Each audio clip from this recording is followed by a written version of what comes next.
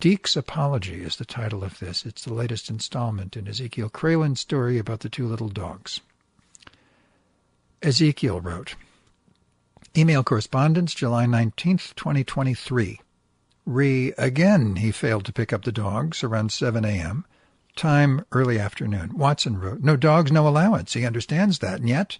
I replied, Yes, I reminded him of that, but I'm sure he's making it all up about my not seeing the dogs again.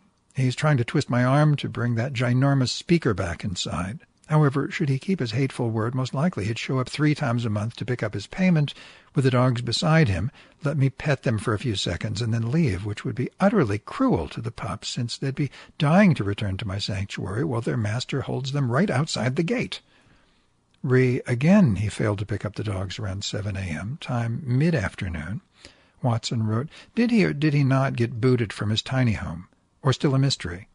I replied, I have no idea, but I strongly suspect he's faking it, and it was all about getting me to store his Brobdingnagian speaker with the tiny cabin management would not allow which the tiny cabin management would not allow inside. He figured I'd reject his plea if he didn't come up with a good story that conveyed urgency. As in, they just kicked me out. I need you to hold on to this for me.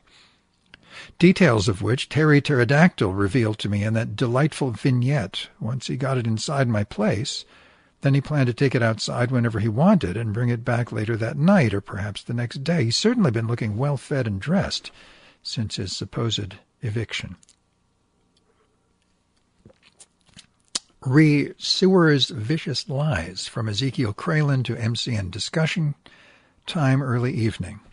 On July 19th, make a Nazi offer squinked. Your assertions that you didn't have to provide blow-by-blow denials are rooted in fantasy. I replied, I didn't say that, fool. I said the court records leave out certain aspects, such as an email answering all points that expound upon the general denial. The email was per the plaintiff attorney's request. He was obligated to do that per the rules. The court appears only to include for public viewing all the official forms and nothing else.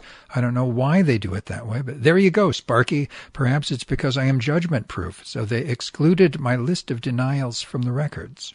In my situation, I thought it was best to go ahead anyway, even though they couldn't sue me thanks to my meager income, and deliver them a general denial, and in doing so, it is now on record the plaintiff's extraordinary lies, though not in the public forum yet, which thus made it an easy process for the attorney of the second defendant, my landlord, to use my denials to assist in defending his own client.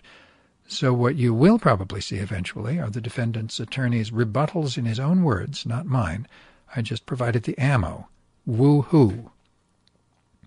Subject, Deek just brought the doggies back and apologized. Time mid-evening. And what a nice apology it was, classy even, a first in the history of the world. The dude actually apologized. How it went down.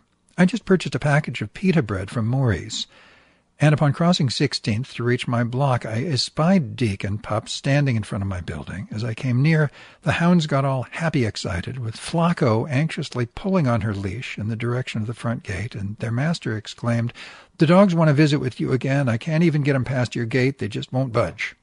Oh, I replied with a smile. That's because they love my little sanctuary, where they know they're loved and safe and can get a decent rest. They need those breaks, and it makes me so happy to do that for them. Look, I'm sorry how I behaved this morning, he exclaimed in a kindly manner. It's just that I do get nervous whenever someone's looking at me. Well, Watson, that's his excuse, but I'm not about to drag him over the coals in ghastly shame. Nonetheless, well done, Deek, well done, and I'm going to tell him that soon as he returns. Tonight, tomorrow, I have no idea.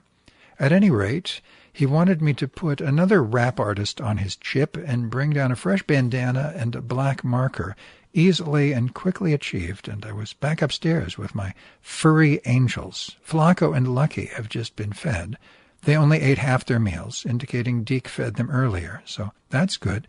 He's not starving them, and are now blissfully sprawled across my cot with the fan on high for now, which they love whenever my hovel's a bit on the too warm side and muggy, which it now is until the gorgeous twilight falls into the dark night's arms. On another note, I found a folded sheet of white paper stuck to my door earlier tonight, and I thought, please don't let it be about the dogs. It wasn't, thank Glob. The exterminator wants to do a bedbug check on my room this Friday. Fine with me, though I haven't had any sign of a bug for all these months. I was hoping that cyclic infestation was finally broken. So he'll get on a ladder to check the molding near my ceiling, which is the best place to look. Have to take his word for it if he claims they're back. Nothing I can do about that. Victor, the maintenance fellow, could have just knocked on my door instead of leaving a flyer. Ugh, the word flyer now leaves a despicable taste in my mouth. But I think he's afraid to even get near me. After all, I am a target of a raving Nazi reprobate. Can you believe how much crap I've been through in such a compressed amount of days? Unbelievable. And my FBI attorney still hasn't called me yet. Well, there's always tomorrow, a fine and wondrous mystery in and of itself. Signed, Zeke K. Holmes. P.S. Just before I entered the gate to return hovel to be with my darlings, I called out to him as he rode off toward Noe Street and beyond, I wouldn't take all this crap you dump on me if I didn't believe in you. To be continued.